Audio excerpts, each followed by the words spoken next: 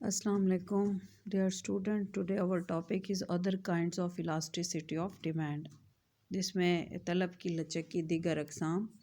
इसमें आपके पास पहला है आमदनी लचक, इनकम इलास्टिसिटी। ठीक है। अब पहले जो था आपने देखा कि तलब में तब्दीली किस वजह से आती थी, कीमत की वजह से। अब देखें ये नाम से ज़ाहिर है इनकम इलास्टिसिटी। इनकम इलास्टिसिटी में क्या होता है, अगर कीमत के बजाय सार्फिन जो है उसकी आमदनी में कमी या बेशी के पास तलब कम या ज़्यादा हो तो उसे क्या कहते हैं, आमदनी लचक। ठीक है। क्योंकि उसमें दूसरी पहले जो हमने पढ़ा वो हम देखते थे कीमत में तब्दीली की वजह से। अब मैंने क्या बोला है कि अगर सारिफिन जो हैं उनकी आमदनी में इजाफ़ा हो या कमी हो, उसके बायस अगर उनकी तलब बढ़ जाए या कम हो जाए तो उसको क्या कहते हैं, ये कौन सी लचक है, आपकी आमदनी लचक। अब यहाँ देखें लिखी हुई है एक और डेफिनेशन कि किसी शय की तलब में वो फ़ीसद तब्दीली जो आमदनी में फ़ीसद तब्दीली के बायस वकूफ़ पज़ीर हो, क्या कहलाती है, आमदनी लचक। अब देखिए इसमें कुछ चीज़ें हैं कि अगर आमदनी में आपकी बढ़ी है लेकिन आपने तलब में कोई इजाफ़ा नहीं किया तो इसका मतलब है तलब की लचक, आमदनी लचक क्या कहलाएगी, सिफ़र कहलाएगी। लेकिन अगर शय की तलब बढ़ जाए तो यानी आमदनी बढ़ी, आपने शय की तलब को बढ़ा दिया, इसका मतलब है आपकी आमदनी लचक क्या है, मस्बत है। जबकि आमदनी में इजाफे के बावजूद यानी अगर आपकी आमदनी बढ़ी है लेकिन अगर आपने उस शय किसी भी शय की तलब को कम कर दिया है तो इसका मतलब है आमदनी लचक क्या होगी, मनफी।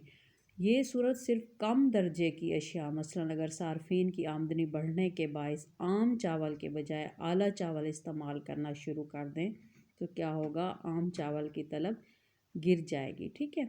इस तरह उसने यहाँ लिखा हुआ है कि देखें आमदनी लचक सिफर, मस्बत और मनफी रुझान रखते हैं। मैंने क्या बताया है कि अगर आमदनी तो बढ़े लेकिन तलब में किसी किस्म का कोई इजाफा ना हो तो हम कहेंगे आमदनी लचक क्या होगी, सिफर होगी। लेकिन अगर तलब बढ़ जाए तो आमदनी लचक क्या होगी, मुस्बत होगी। अगर आमदनी के बावजूद तलब कम हो जाए तो हम यानी आमदनी बढ़ने के बावजूद, आमदनी में इजाफे के बावजूद शय की आपकी तलब कम हो जाए तो हम कहेंगे आमदनी लचक क्या है, मनफी है। अब आमदनी लचक का फार्मूला बिल्कुल वैसे है, सिंपल सा। ये देखें यहाँ पे आमदनी लचक तलब में तब्दीली ओवर आमदनी में तब्दीली। इसको इस तरह से चेंज इन या delta Q upon delta Y into Y over Q. ठीक है। अब इसको हम एक्सप्लेन जो है इसके गोशवारे से भी कर सकते हैं। यहाँ देखें आप कि आमदनी का गोशवारा देखें, आमदनी लचक का गोशवारा, सारिफ की आमदनी है 1000 है तो तलब क्या है, 50 है। आमदनी जो है वो 1000 से बढ़कर कितनी हो गई, 2000 हो गई। तो तलब भी क्या होगी, बढ़कर 50 से बढ़ के कितनी हो गई, 100 हो गई। अब हम देखें हमारा जो फार्मूला है change in Q upon change in Y multiply by Y over Q. बिल्कुल वैसे ही हमने पहले चेंज इन क्यू निकालना है यानी तब्दील शुदा मकदार तलब, उसके बाद तब्दील शुदा आमदनी निकालनी है।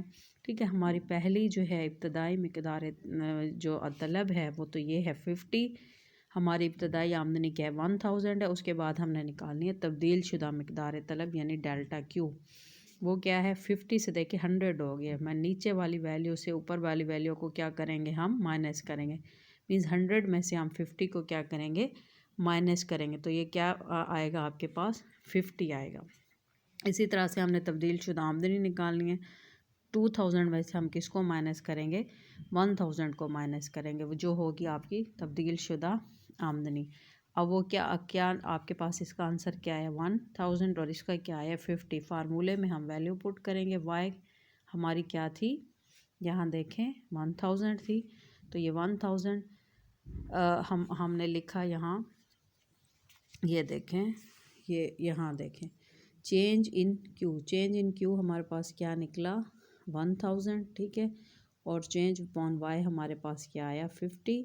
वाई हमारी क्या है अपना, यहाँ वाई अपॉन क्यू हमारी क्या है, 1000 है। और एक सेकेंड, ये फार्मूला वाई अपॉन क्यू।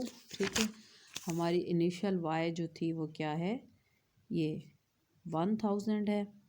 और हमारी अपनी शय की तलब जो है वो क्या थी, 50। ठीक है। उसके बाद change in Q, change in Q में कितना आया 50, ये 50, और ये चेंज इन वाई क्या आया 1000। ठीक है, समझ आई? एक दफ़ा फिर से देख लें।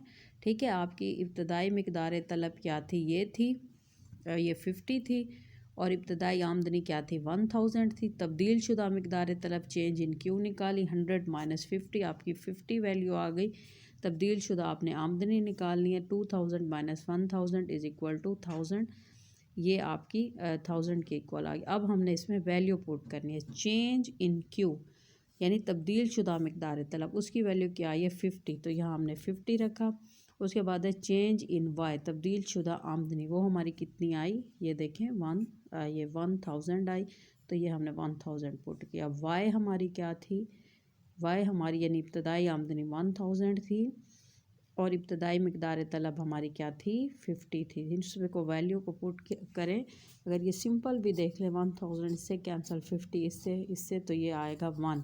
तो हम क्या कहेंगे, हमारी तलब की लचक क्या है, इकाई के बराबर है। अगर ये एक से ज़्यादा आता तो हम कहते इकाई से ज़्यादा है, अगर एक से कम आती तो हम कहते इकाई से क्या है वो कम है। तो यहाँ हमारे आंसर में 1 है, तो हम कहेंगे आमदनी लचक क्या है, इकाई के बराबर है।